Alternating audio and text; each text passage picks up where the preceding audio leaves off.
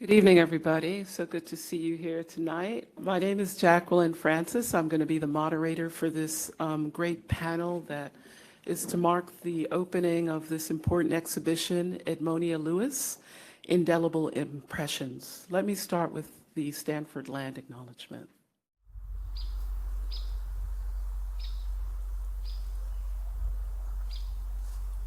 Stanford sits on the ancestral lands of the Muwekma Ohlone tribe.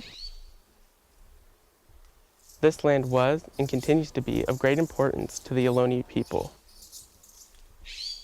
Consistent with our values of community and inclusion, We have a responsibility to acknowledge, honor, and make visible the university's relationship to Native peoples.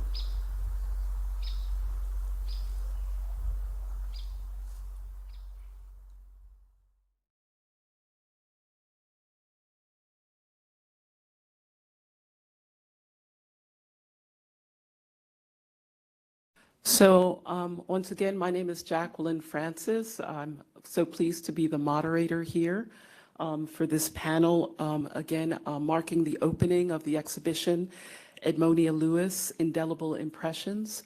I'm here because of the wonderful generosity of the curator of the exhibition, Dr. Jennifer DeVere Brody, who is going to be so excited to bring us upstairs and see the exhibition. As an art historian, not necessarily one who's a scholar of the 19th century, much less of the history of sculpture, I see already in seeing the work again. For me, it's been a long time since I saw it at the San Jose Public Library, but also talking to the panelists and reading the exhibition publication that I've learned a lot already, and I think some of us in the audience will feel the same way. So just by way of introduction, we'll have 4 speakers tonight. Dr. Brody, who is Professor of Theater and Performance Studies at Stanford, will lead off. She will be followed by Caitlin Mihai Beach, who is Associate Professor of Art History at the Graduate Center of the City University of New York. The next speaker will be Gloria Jane Bell, who is Associate Professor at McGill University in Montreal, Canada. And our last speaker will be Yetunde Olabaju, who is a research-based artist living and writing in the Kashapomo, Tongva, and Tatavian lands here in what's also known as California. So Dr. Brody, will you start us off?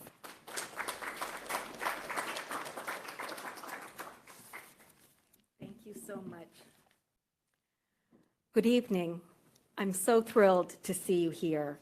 I want to first thank the panelists who agreed to come and speak here tonight, and also to the incredible Stanford staff. I want to also make a note to say that I'm really pleased that each of you has taken time to join us this evening. My gratitude first to Michael Lara, who's here in the audience representing the city of San Jose, and more importantly, the San Jose Public Library, which you've just heard, is the place where these sculptures that we'll see tonight have resided for over 30 years. Or longer than that, over 100 years, but haven't been on display in a museum context in 30 years. At the Cantor, I want to thank Director Veronica Roberts for her endorsement of this exhibition, Deputy Director Marion Gill for all her support, Project Manager Lily Wong Sugrum, Education Director Christina Lendon, the installers, the publicity staff, Yael is here for that, and everyone who's provided such expert assistance in the course of preparing the show for the last year. A special shout out goes to my curatorial co-conspirator, Dr. Patrick Crowley, head of European art here, a superb cohort of summer research students, some of whom are in the audience, you know who you are, JJ Lugardo of the CESTA Mapping Project, Alita Hayes, Ellie Megler. Many have had a hand in helping tonight go smoothly, I hope.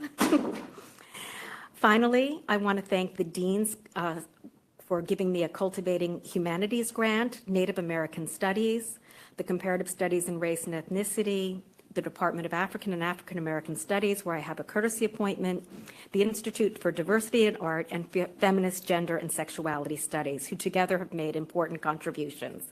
Finally, I want to have a round of applause for the organizers of tonight's panel, Vivian Sming and Kwang Mi-ro.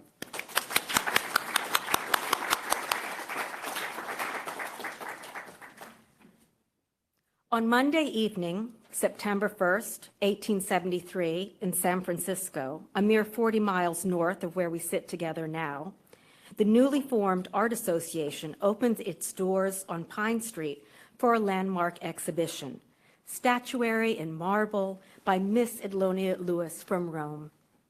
According to the Pacific Appeal, a Northern California newspaper for local Black residents, about 150 guests attended the opening, including the San Francisco mayor. All 5 of the statues garnered praise, and at least 2 of them had already won awards at an international exhibition in Naples, where all were deemed beautiful in the extreme. Each of these sculptures had been carved by the young artist in her Roman studio in the 1870s. These are the 5 sculptures she brought with her. They are Asleep, Awake, the Bust of Lincoln, the Marriage of Hiawatha, and Cupid Caught in a Trap. They made the long and arduous journey across from Italy all the way to California. And I have a little video here of that.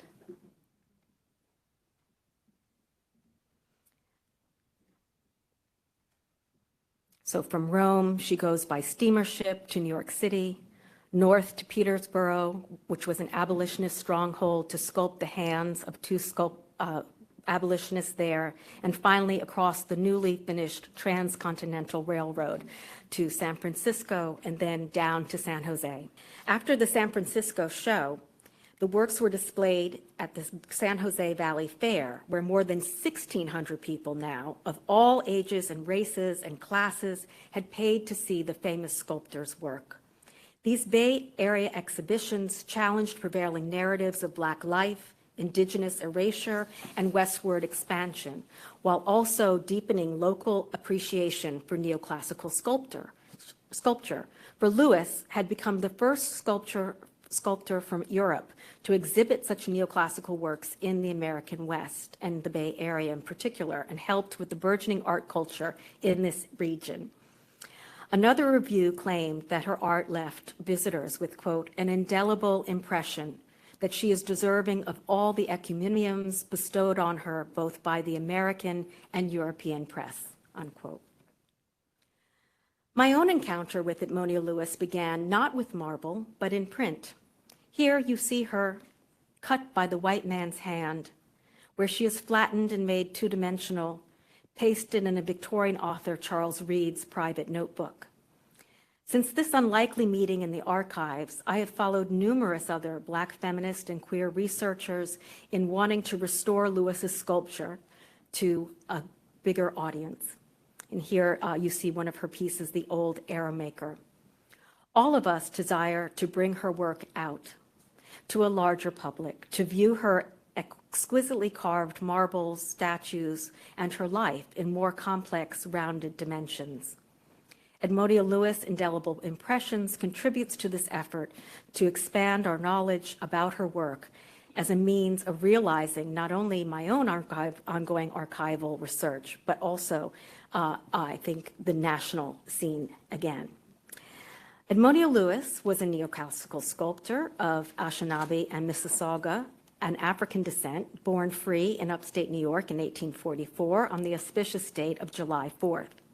At the close of the Civil War, Lewis chose to leave the United States and settle in Rome as she told a New York Times reporter, quote, the land of liberty had no room for a colored woman sculptor, unquote. Lewis also said she wanted to make the form of things. As a child, she began honing her art in Niagara Falls, weaving mats and sewing moccasins as souvenirs for the tourist trades. She credited her mother with her love of art making. And I'd just like an aside that if you go upstairs to see the show, there's also an exhibition of Jeffrey Gibson's videos. And Jeffrey Gibson was the first Native American indigenous person to represent the United States at last year's Venice Biennale, and is also of Afro-Native Cherokee and Choctaw descent, and making, I think, Lewis a kind of progenitor for his work.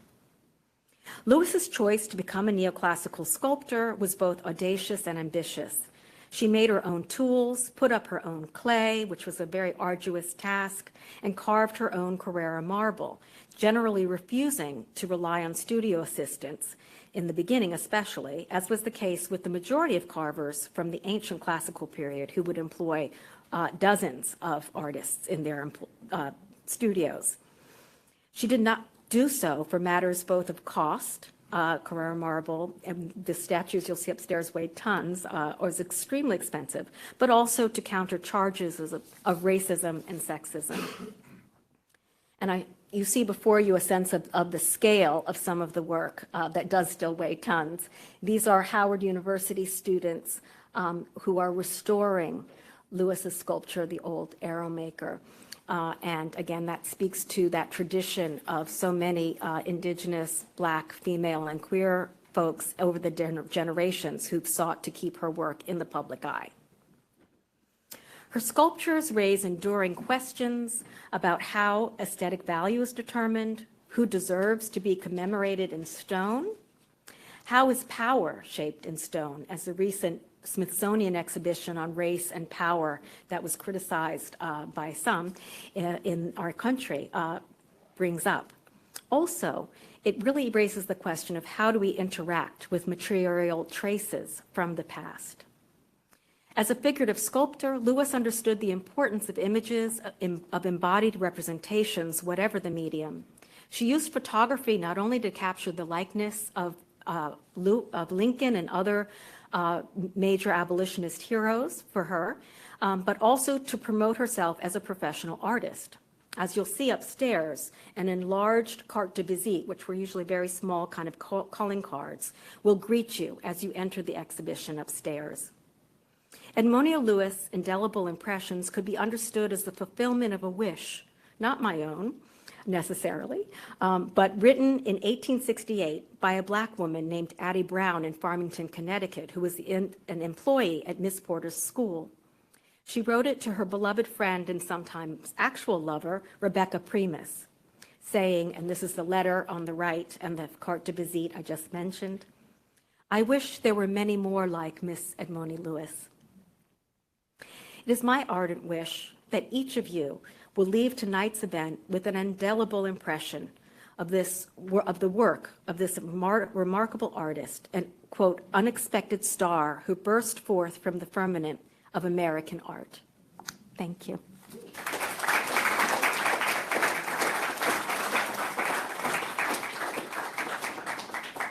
Hi, everyone. Thank you so much for being here. And of course, a big thank you to Professor Brody and to Kwangmi Rowe and Vivian Sping in organizing this program and bringing us all together.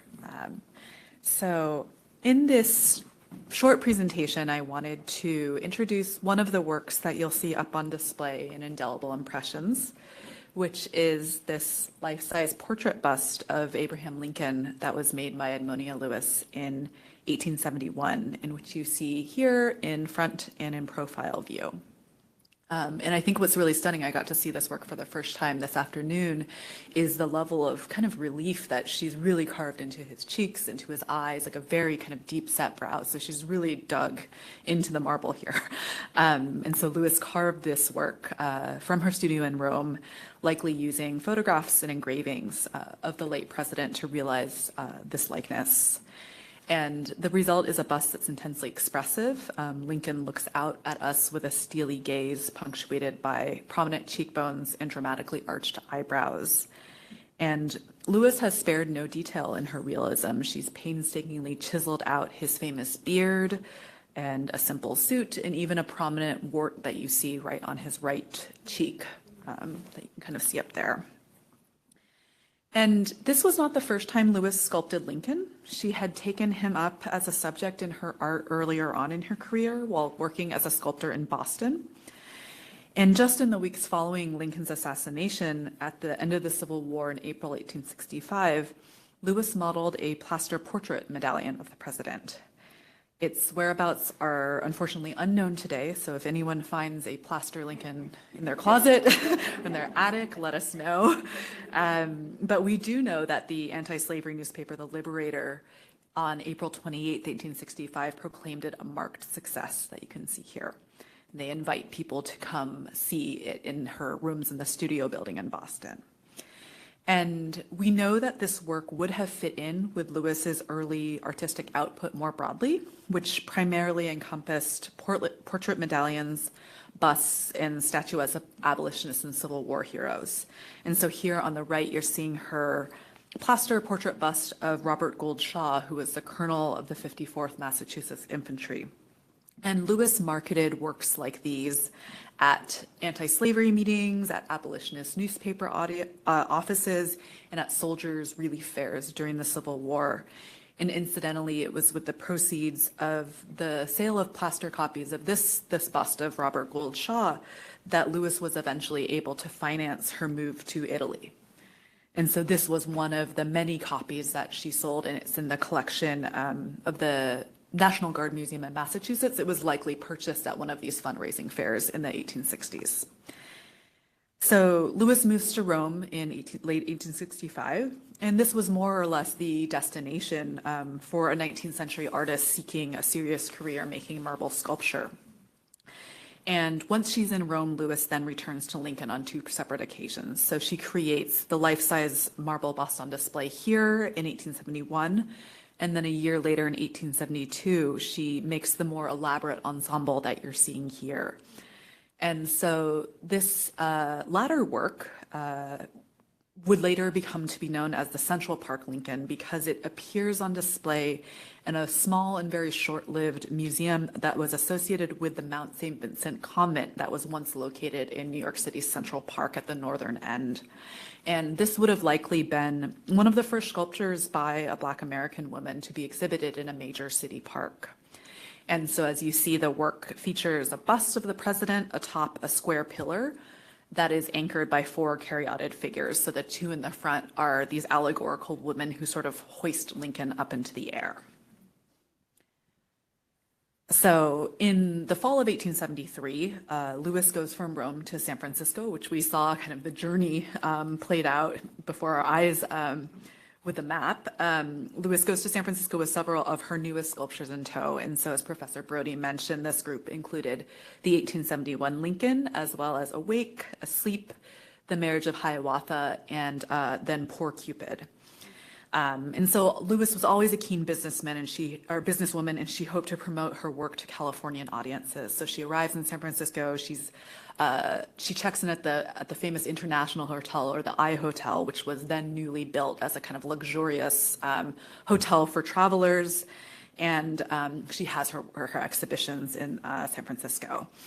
And Lewis's choice to do this was a move that would have been largely unprecedented at the time because most of the market for marble sculpture in the United States was remained on the East Coast.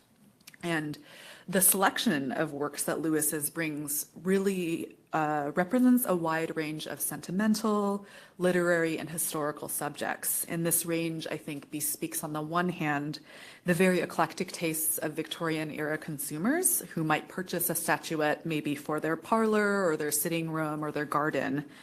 And on the other, it tells us a lot about the extraordinary breadth of Lewis's in anticipating and responding to those tastes.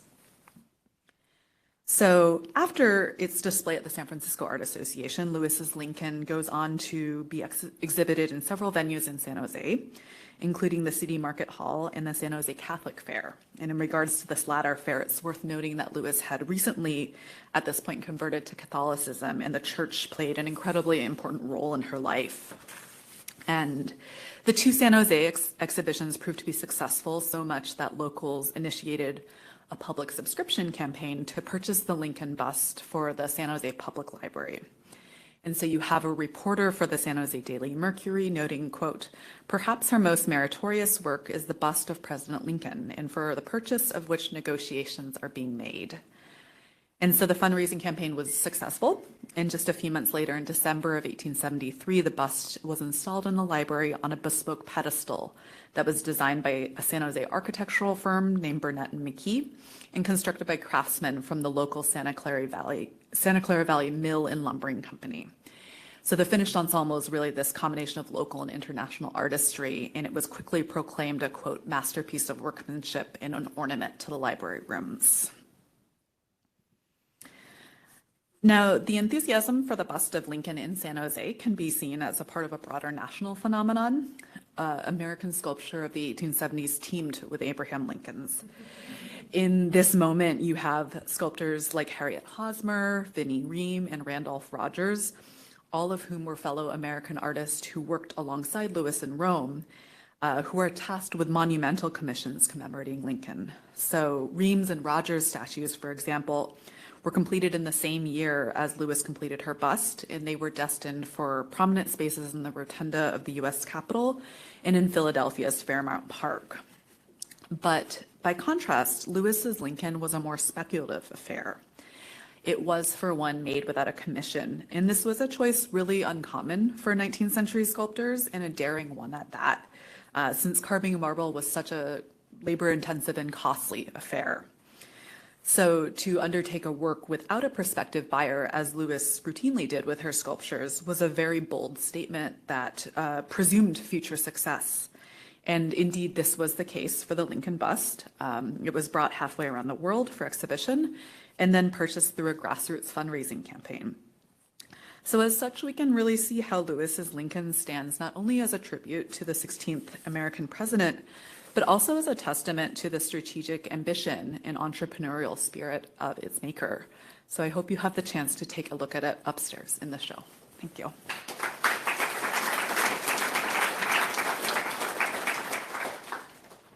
Hi, everyone. I'm Gloria Bell. Obviously, it says on the slide there. Really excited to be here. It's a great pleasure to be here. And I just took a quick look at the exhibition. It's just incredible to see three of her works together and get that personal view on her works, and raises a lot of questions. So I'm going to share a bunch of sort of questions I've been thinking about with my research, and I'll take it away. Okay, so here we have a carte de visite of Edmonia Lewis in Rome in 1876, and these carte de visites were visiting cards that artists used to advertise their work. And she would send this to patrons, perhaps even Pope Pius IX, to advertise her prominence or aptitude as a sculptor. And I've been tracing sort of the presence of Edmonia Lewis in Rome. And my background is as an art historian. I also work in Indigenous studies, and I also do a lot of work in Roman archives, and in particular in the Vatican archives, and I have Métis ancestry on my mother's side. And you can see here in this carte de visite, has anyone actually seen this carte de visite before? So this carte de visite is really significant actually because it was only found about 10 years ago, and it's the only Roman carte de visite that we have of Edmonia Lewis. And this kind of goes to show you the sort of the really dynamic nature of history, and how we don't know, how many more images, material culture we have of Edmonia Lewis, and also issues around lost works by Edmonia Lewis that are coming up through time. And so I think it's a really exciting sort of moment to be working on Edmonia Lewis, and really exciting as an art historian. So I want to point out a few things about this carte de visite. You can see here at the bottom, Fratelli d'Alessandri. This is the name of the studio. This was a really significant studio for Roman aristocracy, and also Pope Pius IX had a bunch of photographs done here. And so you can see Edmonia Lewis is really capitalizing on the importance of photography. And it's also very significant that Edmonia Lewis, as a person of Afro-Native ancestry, she's really in charge of her image. She's aware of the power of the image. And you can see she has her arms crossed in a sort of power pose. There's also here in the background, you can see this sort of Roman campagna here. So she's associating herself with these ancient Roman histories, and perhaps also her slight smile. It kind of reminds me a little bit of the Mona Lisa. And I want to actually look into that because she was very aware of the power of art history, the power of paintings, material culture. And something I've been thinking about and wondering about actually is, Jennifer mentioned that she has Indigenous ancestry, so her mother was Catherine Lewis of the Mississauga of the New Credit First Nation, and their traditional territories are around the Toronto or Tekaronto area. And something I've been wondering about, and sometimes I get this question actually from other scholars too, is, did Edmonia Lewis have a collection of Indigenous art that she drew on for inspiration for her works? The Hiawatha works, for example. And it's a question we don't know, but it could be, right? And so you can see here, she doesn't have any sort of overt symbols of indigeneity in this carte de visite. And so what do I mean by that? There's no like moccasins or anything like that in the carte de visite that she used to advertise her work, but it doesn't mean that she didn't have a collection or draw inspiration from Indigenous art that was around her. And it wouldn't have been unheard of at that time period because there was other artists like Ferdinand Petrick, for example, who was also working in Rome, who had collections of Indigenous art. Another thing I wanted to point out, you can see her sort of leather work boots sort of peeking out there from her outfit, and that kind of shows you her pragmatism as a sculptor, wanting to move around in the studio, lifting heavy marble and things like that, and she didn't want to be restricted by the more sort of like restrictive clothing of the Victorian era. She also has a short cropped hairstyle, and I think that's sort of speaking to her defying of Victorian conventions. Something else I wanted to mention, so I mentioned that Pope Pius IX, he also went to this Fratelli d'Alessandri studio, and Edmonia Lewis did sculpt a bust of Pope Pius IX, and I was actually at the Vatican archives, and I was doing some searching, trying to find out if there's any sort of archival record there. I didn't come up with anything, but that doesn't mean it's not there, however.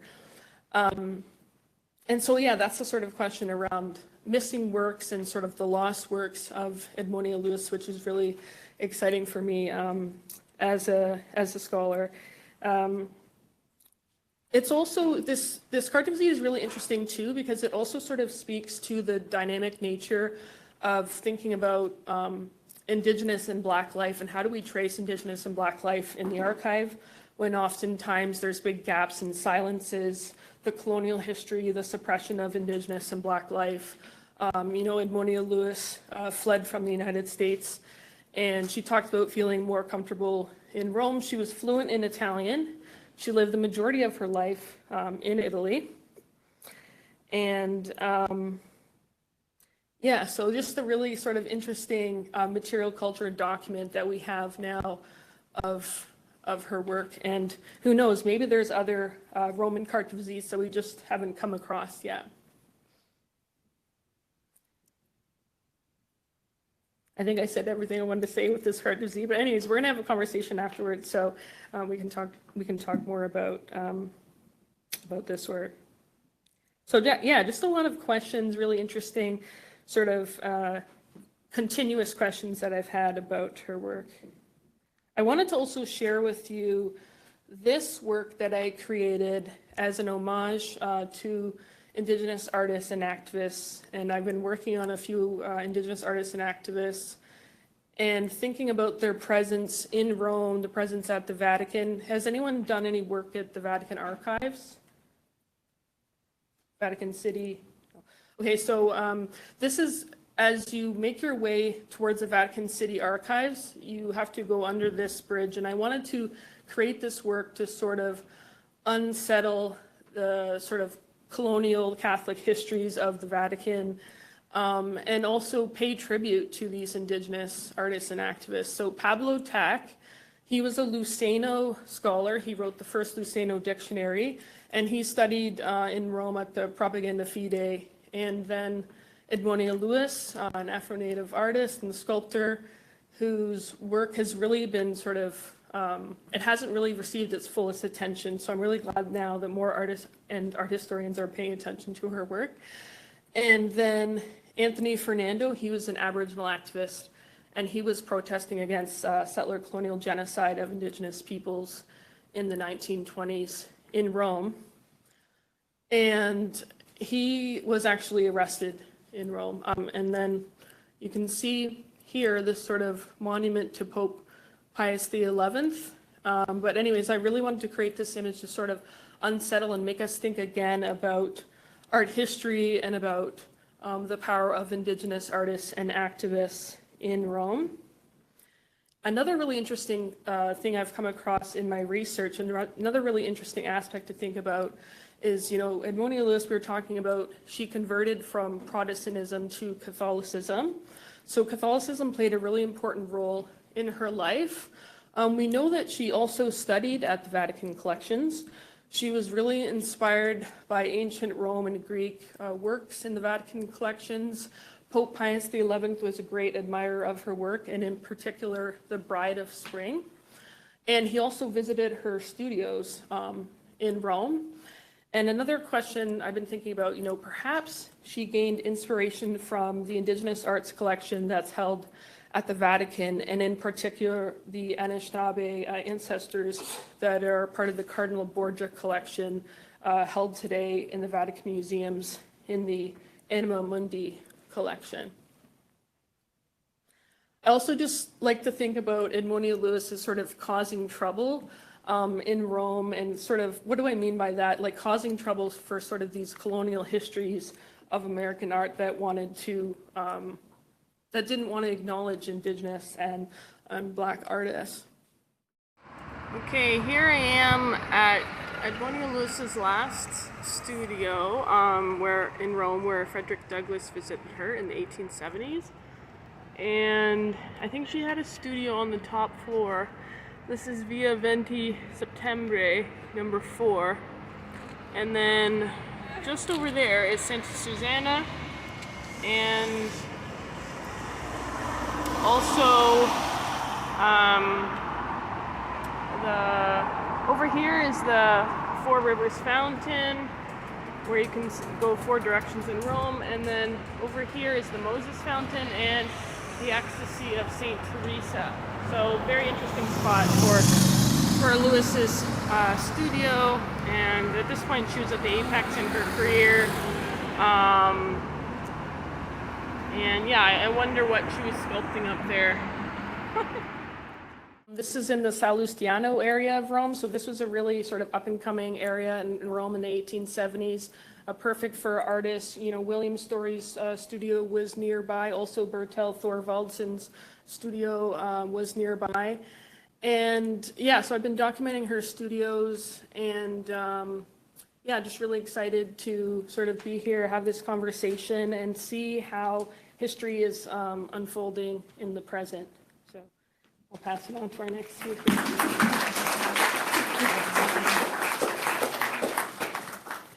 Hi, my name is Yetunde Olagbaju. I'm so happy to be here with everyone, to hear how folks have been finding Edmonia, not only in the archives, but in their personal lives. I approach this work, this human, this entity, this force that is Edmonia and all the people who steward her legacy, really through the lens of an artist, somebody who's working with hands, with spirit, and also somebody who I think that as we engage with our ancestors, there can be a lot of hope that we can feel. And so I'm engaging with Edmonia's work in that way. So yeah, my name is Yetunde Olagbaju. I'm many things, but for this purpose of this talk, I'm an artist, I'm a sculptor, I'm a wayfinder, and collaborate often with the archive. My first year of grad school, I was transitioning from working mainly in performance work, video work. I was like, nobody's going to capitalize off of my products. I was like, I'm not doing it. But then I really found myself feeling contained and a rigidity and a lack of freedom in that choice.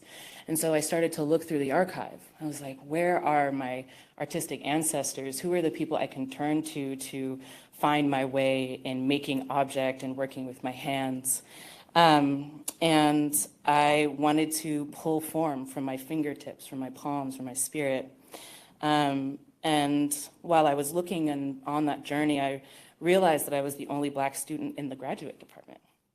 And so that even made even more urgent the desire to find examples for myself. So I asked, who can I place on the altar of my desire to whittle, to mold, to subtract, to add, to carve a new path for my work? So Edmonia Wildfire Mary Lewis, as talented as she was audacious, and for someone who was supposedly around 4'11", her personality could encompass rooms. Also, one of the only and first Black students within the art department at her undergraduate school of Oberlin. I don't know if folks are familiar with that. She had confidence in her, and folks noticed. So I was able to work in the archives at Oberlin and found this transcription of a letter from someone named Clara Hale, I think someone associated with the school, writing to her family, a Dear Folks at Home letter from 1863. Mary Lewis has had another scrape, has been accused of stealing brushes and paints from Professor Couch's office, and Mr. Finch has had a picture frame taken from his store, which he says she did. Had a lawsuit, and as Mr. Finch is such an influential man here, they are all on his side. The talk is that Miss Danscombe will not let her join the institution. Good for her. I don't care if she can't graduate, for it will humble her some. Some believe she is innocent. She comes to Miss Keep for sympathy. If Miss K had not been sick, I presume she would have been called for a witness. And just a year before this letter was written, she had been physically assaulted by a mob of white folks in the winter after being accused of poisoning 2 white students. She was found not guilty and was said to have returned to school with pride.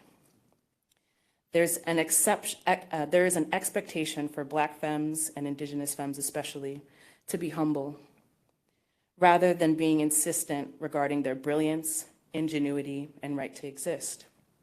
As we peel back the layers of Edmonia's life, often through secondhand accounts, I'm curious how this expectation of humility might affect how we engage with her impact. What about other bold and brilliant artists? How might this form of repression change how we engage with their legacy? With my work, and especially the work I've done around Edmonia's legacy, I'm making a case against humility, especially for Black and Indigenous folks. And I call upon artists, the collectives, the historians, to tune our ears to find where our bold and bright visionaries might have been left behind. And how might we acknowledge the vast ecosystems that make remembrance of said legacies possible? I'm often in the archives in an attempt to understand the legacies that I have been left with. I often wonder, how do we tend and sculpt our legacies? Is it something that we can shape during our lifetimes, or does it only become clear when we've passed on? What is a legacy's natural shape? Is it a singular node representing the individual artist, placing importance on how one person survives and perhaps thrives? Or is it more of a constellation with many points, perspectives, and connections? What is the scope of its vastness? What is its natural shape?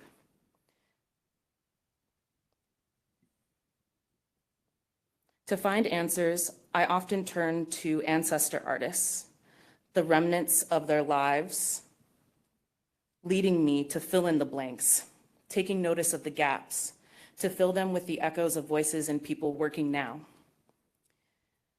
This action of connecting and noticing what is missing galvanizes me. As Saidiya Hartman so incredibly noted, where we find the gaps, the omissions within the archives and the historical records, we are able to audaciously build those worlds we so desperately need, to speak to those worlds and build pathways towards them. If we're to admit that an artist is not the sole shaper of their legacy or even their career while alive, how can we begin to identify the constellation that materializes around them? Beyond identification, how do we begin to honor them? How do we place them in connection with each other? In that pursuit, I turn to the life and legacy of Edmonia, an incredible example of the vastness of an artistic legacy. Afro-Indigenous sculptor, artist, friend, I personally believe queer lover, poet, seeker, and abolitionist, who would in the 1800s sculpt a beautiful life and artistic practice that ensured her survival. And it's contrary to popular belief, I've read that she didn't die destitute in the streets of London. Her life was vast, and her legacy even more so, made of constellations of art historians, artists, poets, activists, students at Oberlin, conservationists at the Smithsonian and Howard. It encompasses graveyard workers, scholars, and junkyard owners.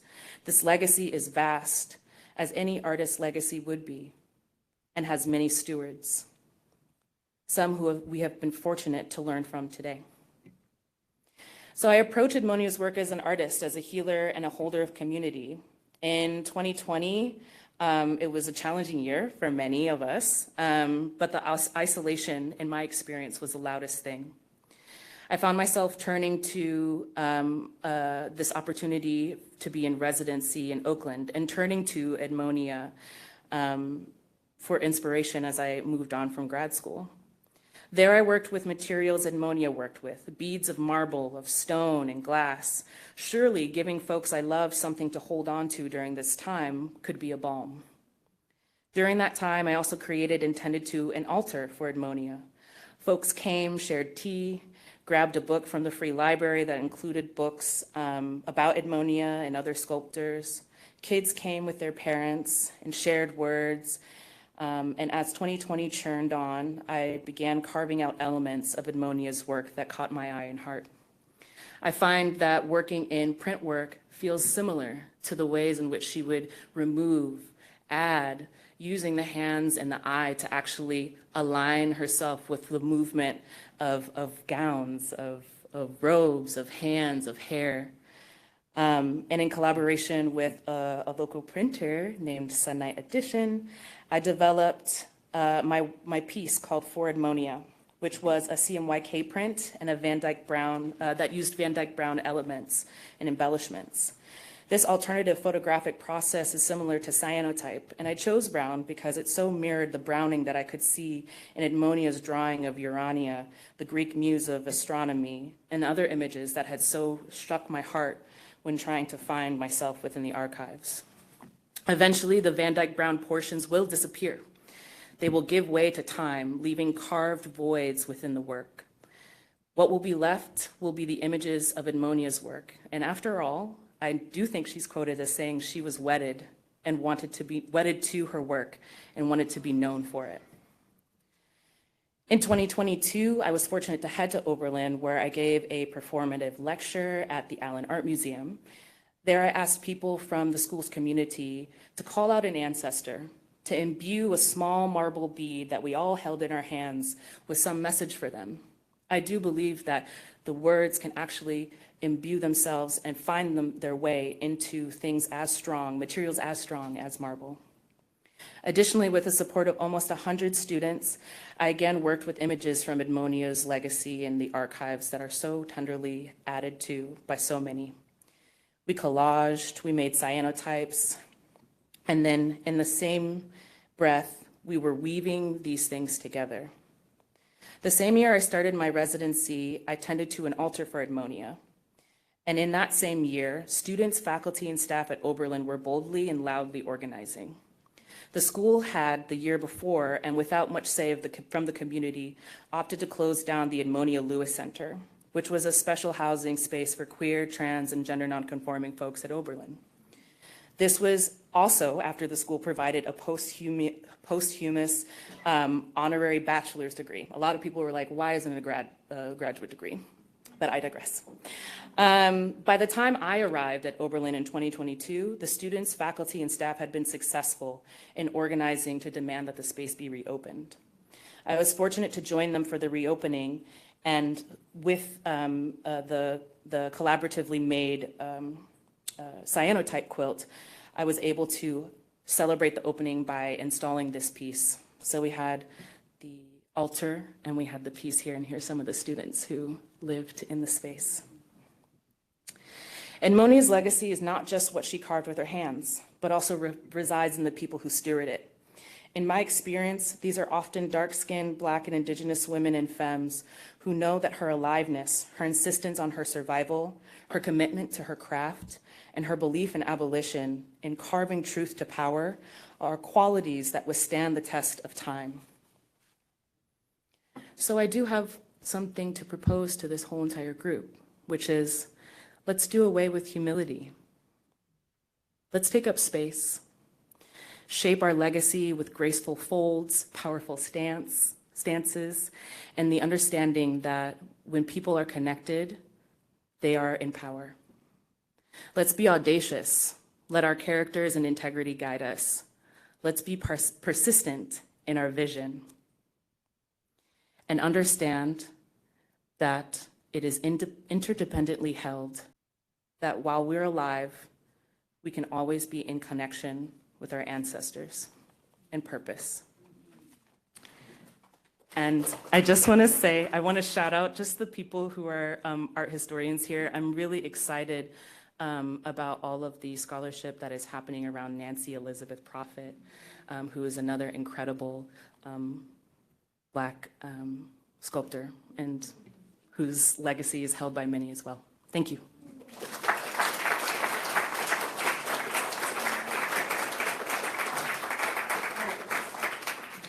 There are so many things that we talked about in preparation for this conversation, which will be about 15 minutes or so, and then we'll open it up for questions from you, so start thinking about your questions. And a couple of them are things that they've already sort of answered in really enriching presentations. But there was one that I just thought about when I was listening to the presentations is, tell us a little bit more about what brings you to research. This is one I hadn't even thought to prepare to tell them as we prepared for this, but I think Yetunde's last words were in part what brings her to research. Tell us, I'm asking everyone else as well to sort of walk into that question. What brings you to the kind of research that you have offered to share with us today with such generosity?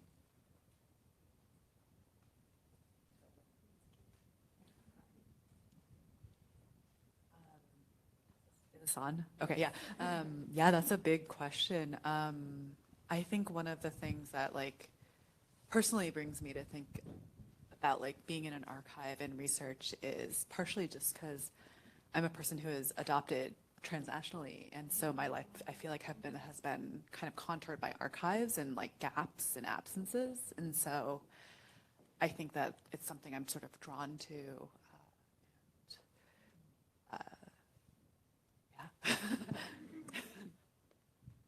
Gloria? Wow, what a big question, a really important question. I guess I'll just answer it by saying what brought me to research on Edmonia Lewis. So I was doing a lot of research like at the Vatican and looking through a lot of colonial archives and missionary archives and thinking about like the presence and the absence of Indigenous peoples. And then when I came across Edmonia Lewis, like I feel like the dynamic just completely shifted for me. And I don't know, and then I just like became obsessed and still am, obviously. So yeah, I feel like she just really shifted the whole power dynamic on thinking about Indigenous peoples abroad and living really fulfilling and amazing lives. So yeah. Tunde. Hello, I'm nosy. I'm nosy. I think also, to be more serious, I do think that I seek examples in order, you know, when you're wayfinding, it feels so encouraging to be able to see that other people have done it, to see that it is possible. And I think that that's the thing that probably draws all of us in some capacity to Edmonia's life. And also it feels like it's like you get one clue and then it leads you down a path, and you get another clue and it leads you down a path. There's a seeking that I think is inherent in research. And I think that that's probably what connects all of us in some way. I would just say serendipity. I wasn't at all looking for Edmonia Lewis. I didn't know the name. There was no way I could have embarked on research. It really was because I was a Victorian Studies major and I wanted to be a manuscripts librarian. And in doing other research, as I tell my students, sometimes the thing you're not looking for finds you. Very poetic. I think, this is something for us to really think through as well. It's probably a leitmotif because as you've already heard today, this was not a person who was unknown in the public. She was an award-winning artist. Her work was talked about in the press. People did commission her to do work.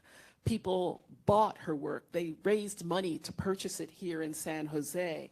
So I think one of the things that all of us who do history work find out is that there are things waiting to find us, as Jennifer just said, but we're also just fascinated by how fast things can disappear. Maybe that's something that maybe unites all of us, that sort of curiosity about things that sometimes I find it's like history sometimes feels like it's written on sand. One of the questions I did ask everybody to think about when we were preparing was this idea of the Victorian era, and especially because Jennifer just talked about being a scholar of the Victorian era, I thought it might be useful for us. I'm not a scholar of the Victorian era, and we've also seen that this artist's legacy and sort of her impact goes beyond that period in the 19th century. And I was hoping that each of them could say a little bit about what the Victorian era means to them. Jennifer, because you are identifiably a Victorian scholar. So take it. Well, I suppose I would say that in some ways, history does repeat, and the term Victorian itself, I think, is now a bit of a misnomer, right? Because that is a time geographically, historically, right, that covers over the histories that were already present, and I'm thinking particularly of indigeneity, of this is a moment of enslavement for a large part of the first international activist movement in terms of abolition. It doesn't really encompass what I think someone like Edmonia Lewis does to the stereotypes we have of what was, for example, a woman, an artist, a sculptor. So much of that history has been kind of whitewashed, and that she's an interesting case, right, for undoing what that existed, that in fact contravenes so much of what the historians or what we think of when we think of those stereotypes of any of those terms. So, an era named after the Queen of England in Victoria, which of course was also an age of empire where the sun never set on the Victorian Empire. But what also happened under that name that doesn't really fit? Sorry, you have yours. Yeah, I think when I think about the Victorian era and Lewis, I think about the space of the parlor. In here, I'm also thinking a lot about Jasmine Nicole Cobb's work, and she writes about how the transatlantic parlor was a really important space across the African diaspora for people to convene. And I think about Lewis when she moves to Boston to become a sculptor.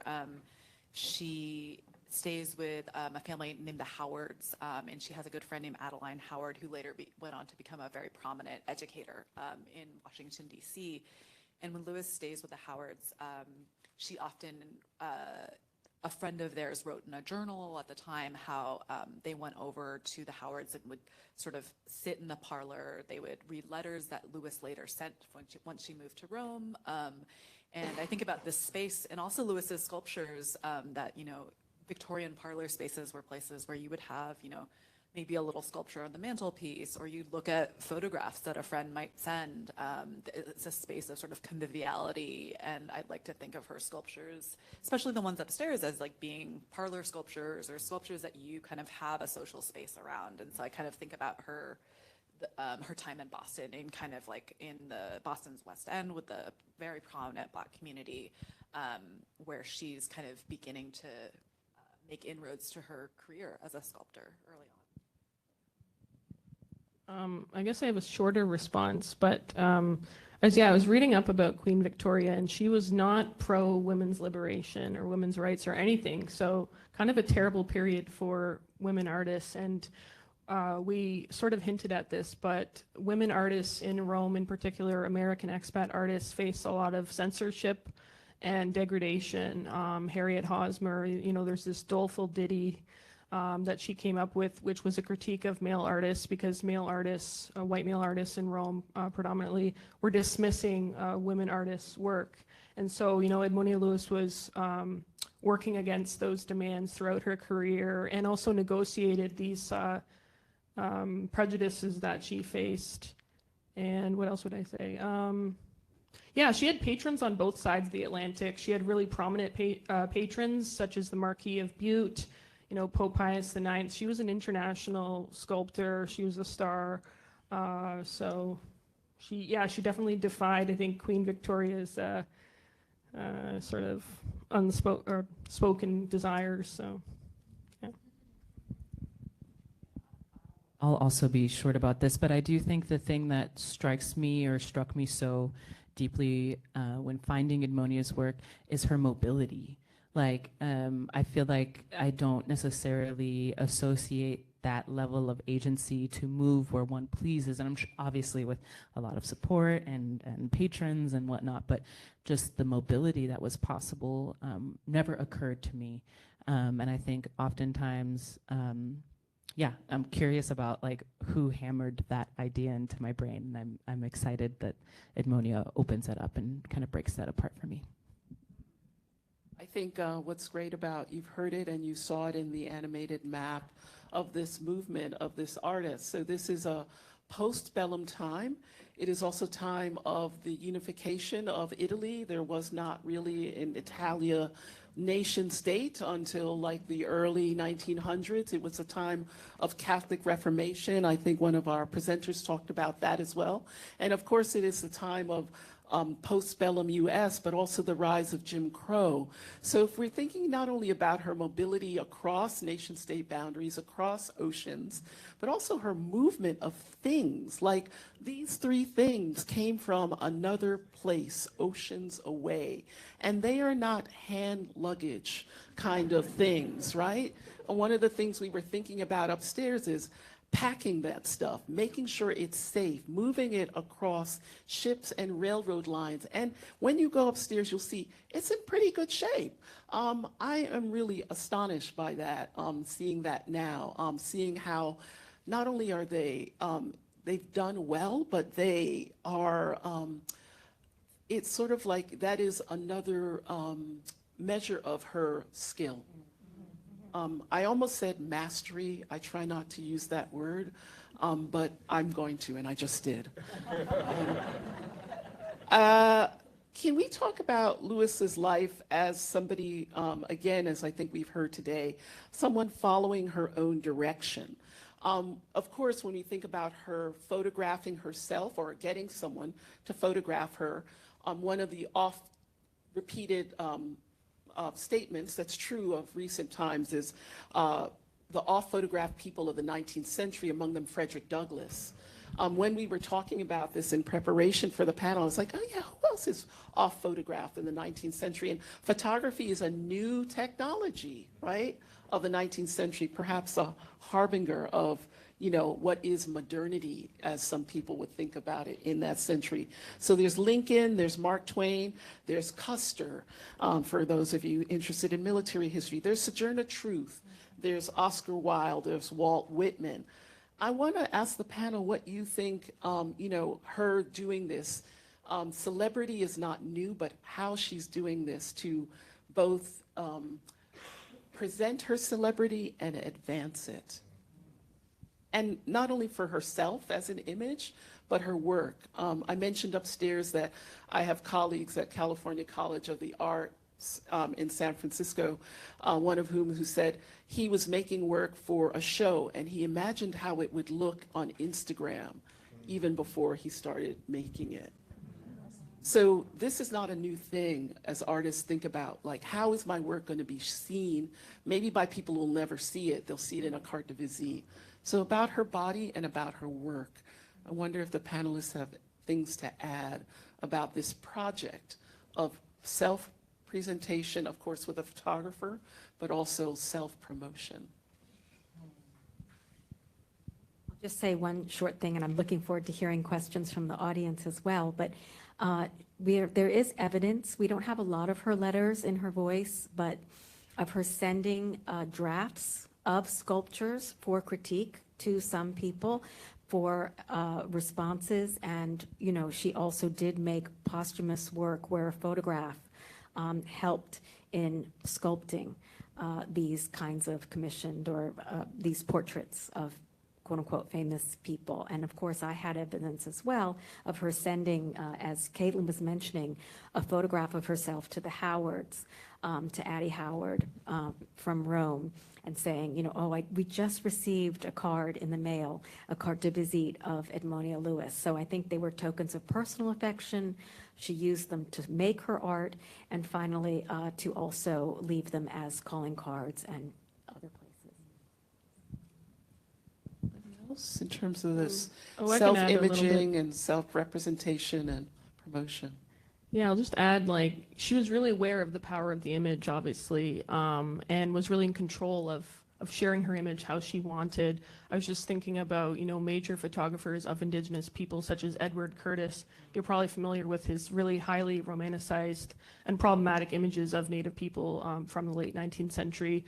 And his were all, like, highly staged. He would use props and like take out markers of modernity. Like there's a famous photograph of these two pagan men, and there's two versions. So one shows a clock and the other one doesn't, and he used the one obviously without the clock because, you know, he was interested in creating this narrative of Indigenous peoples as in this timeless past. And so, you know, Edmonia Lewis's are kind of like a counter narrative to that history, I think. I'm thinking about this as an artist, a working artist right now, and I'm like, oh gosh, thinking about Instagram before making the work, which you know, that's a way. But I do think what it signifies to me is an insistence upon a demand to be included in the conversation around artistry, mastery of a certain skill that had been made unavailable to many who look like Edmonia. And I think I'm struck by the agency that's kind of like, I can just imagine her being like, no, I'm gonna stand this way. And is in direct opposition to kind of what had been happening in photography at the time. So yeah, I'm just struck by the agency and by the insistence upon like having control over that. And it's strategic. I think that that's one of the reasons why I think I admire Edmonia and the way that her practice has been crafted literally by her own hands. And yeah, I don't know, struck by that. Yeah, and I think just very quickly, one of the interesting things I've found is that I think a lot of people talk about how Lewis, in addition to selling her sculptures, would often sell photographs of her sculptures. And so there's kind of this idea that she's kind of offering, you know, if you can afford to buy a sculpture, maybe you could afford to buy a carte de visite of her sculpture. And so we often think about photography as kind of like a democratizing or an accessible medium, and she certainly seemed to be a part of that. Businesswoman, yeah. She and photography came of age at the same time. Photography is invented in 1839, and she was born in 1844. Just maybe two more questions and then we'll open it up. Or would you like to open it up right now? Yeah, okay. We're gonna open it up to your questions right now. In the front row, please, and a microphone's coming toward you. Hold on one moment. Or second row, I'm sorry. Ladies, I had the opportunity to conduct conversations and see the exhibition and participate in the exhibition, The Soul of a Nation. And one of the pieces in that exhibition was, oh, pardon me, thank you. Oh, I see. Oh, I see. Was Edmonia Lewis, and a work entitled Wanted, where I think, and now you're taking me on the research, it was a photograph of a sculpture entitled Wanted, where rather than there being the wanted photograph or sculpture of the period of Jim Crow and the person that had been lynched, she converted them, the figures, to be subjects that were of excellence, of Black excellence. So I have two questions. Do you know in your research of any period where she did collaborate with, or again, her work reflected on a larger scale, that of the history that was occurring in the United States during early photographic period? Because this, again, this exhibition was curated by the Tate. Now, we saw it in San Francisco in 2017, but there were several pieces by her, but not sculptures. I'm not sure about the exhibition, but Caitlin has written beautifully about two pieces. Edmonia Lewis holds distinction of being one of the first sculptors to make freed persons. So she did a piece called the Freedmen's, well, no, sorry, Forever Free, of a formerly enslaved person. That's a line from the Emancipation Proclamation, where he has his hand up and a broken manacle and a woman kneeling beside him. But also the freed woman and her child, which was done in 1865 and has now lost, as we were also talking about. But so she did do those two works, among other abolitionist figures. Yeah, she also has the sculptures of soldiers and officers from the 54th Massachusetts Infantry, like one of the war's first African-American regiments, and she has she created a sculpture that survives in photo. It's been photographed, but we don't know if the sculpture itself is around, but it's of Sergeant William Carney, who received an important sort of medal of honor, I think, after fighting in the Civil War, and was one of the kind of the famous Black officers of that regiment.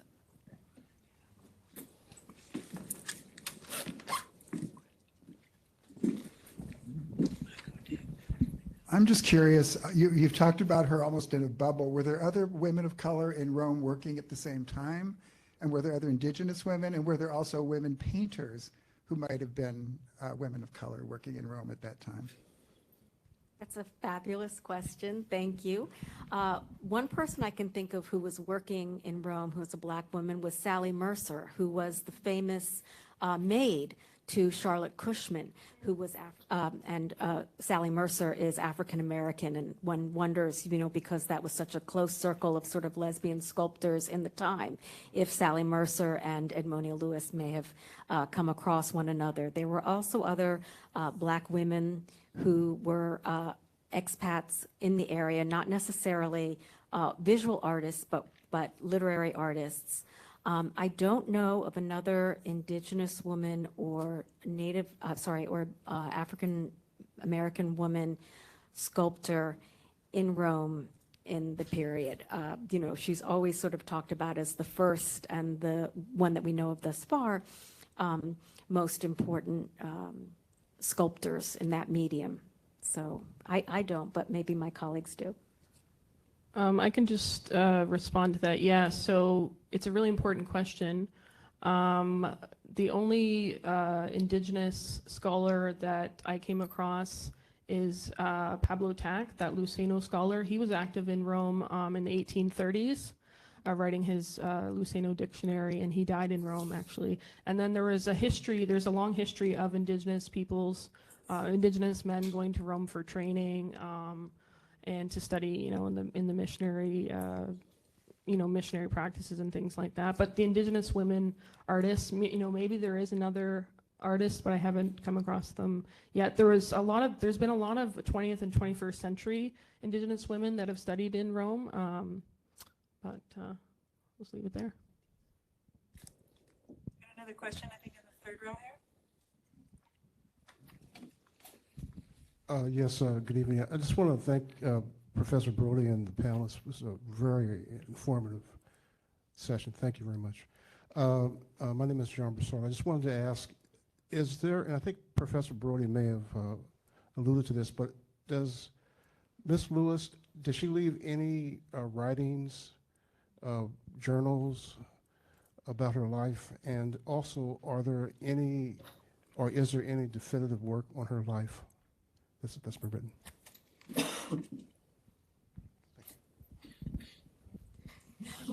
There are several works, especially Kirsten Buick and also a woman named Marilyn Richardson, who found her grave, helped to, find one of her sculptures, The Death of Cleopatra, that was shown earlier.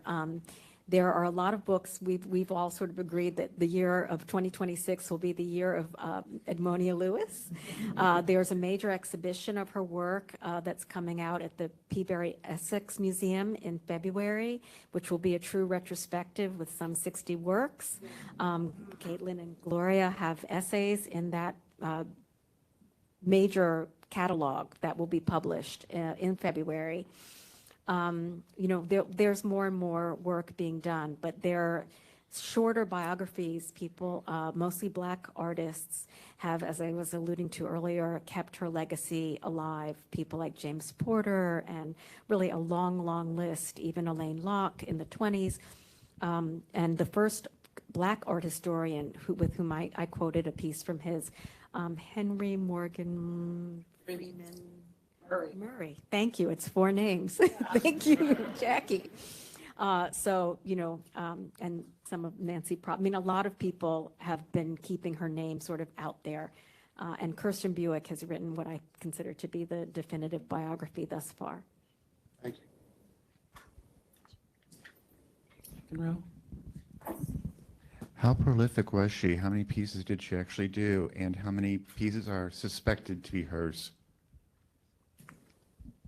I think other people know. There's a kind of unofficial biography by the Hendersons, and it's they have about 80 listed there. So maybe it's 80, maybe it's 100. We still really don't know. There are about 50 some extant now, I think. Yeah, I think so. So we don't really know. James in the front row. I can help. Yeah, here is first. Sorry, we see you now. Hello, thank you. My name is Alexis. I had the privilege of working with Professor Brody over the summer as one of her student researchers. My question is for Yatunde. During your presentation, I was struck by when you mentioned the end of Edmonia Lewis's life, and the general narrative that I heard is that she also died in obscurity in London, and you said you had found something that maybe complicates that conclusion, and I was hoping to hear more about that. Thank you. Yeah, so when I was at Oberlin, they have a huge archive of mostly of her time at Oberlin, but also they continued to see when she was talked about in the press and hold on to those things. So there's a lot of that. There's a lot of letters about people talking about her, which I found interesting. And I think in one of those documents at Oberlin, I think there's just like a prevailing narrative that she died destitute. And I don't think that she did. What I read is that she passed away and then donated most of her remaining wealth to the Catholic Church. As a couple of people have said, that she converted to Catholicism later on in her life and took on the name Mary, right? And so, yeah, I can find it. It's in my messy hard drives. But yeah, I just think that it's kind of a testament to how many different versions. Like, I know that I've seen a September birth date over the course of my research. I know that I've seen different years of which she was born. I think for a long time it was thought that she died in Italy instead of actually in London. So I think it's a kind of a testament to the active scholarship and research that's happening around her life. And I think it also, I would like to think that she would enjoy the mystery, right? Like, I have to feel like she would enjoy kind of like people continuing to seek her out and her being not as solidified as her works, right? So yeah, we can connect. I'll try and find it for you. Okay. Hi, my name is Afi. I'm a student researcher here in cancer biology, not in the arts, but I do enjoy and appreciate the passion for finding truths and missing gaps. I wanted to ask you all about the perspective of going away and moving out of the United States or out of the country you're from and breaking stereotypes there, right? Changing the narratives that are traditionally accepted about who you are and how you present. I'm thinking Baldwin, who I'm a huge fan of. And what does that mean for us today, especially in this particular political climate, right? And presenting in spaces where we might not be as accepted or as welcomed or as classic. Yeah. Thank you for that question, and I think we all have answers for that one. But in my forthcoming book, I actually use the phrase from Baldwin that talks, he said that he was a transatlantic commuter, and I said that Edmonia Lewis was a transatlantic commuter avant la lettre. And it seems to me that if you read in this piece, little book, Taya Miles has a beautiful piece about Edmonia Lewis's exceptional mobility, which everyone's talked about. And a quote where she said she was Indian and liked to travel. But, you know, she was in many ways a political refugee over racism. And we heard about, you know, what happened to her at Oberlin, which she never really talked about much, but was also a factor. Not only Carrara marble, which made her a little different from some of the other women sculptors who were there before her in Italy. So I think it's a tremendous aspect of what she did is that always to keep moving. Any other comments? I think that was what we hoped would be our last question. And I want Jennifer to curate how we'll close out this conversation. Well, I think we've been talking a lot about the sculpture, and it's a small gallery. We can go up and see them. And I see a hand in the back. I'd like you to invite me to see my work upstairs. It would mean a lot to me. I spent my life creating classical pieces that people could acknowledge my training and my background. I'd like to thank the panelists for helping me to become Edmonia Lewis tonight. Those of us who are in this setting can very well imagine, especially Black women, what it's like to be Edmonia. Thank you.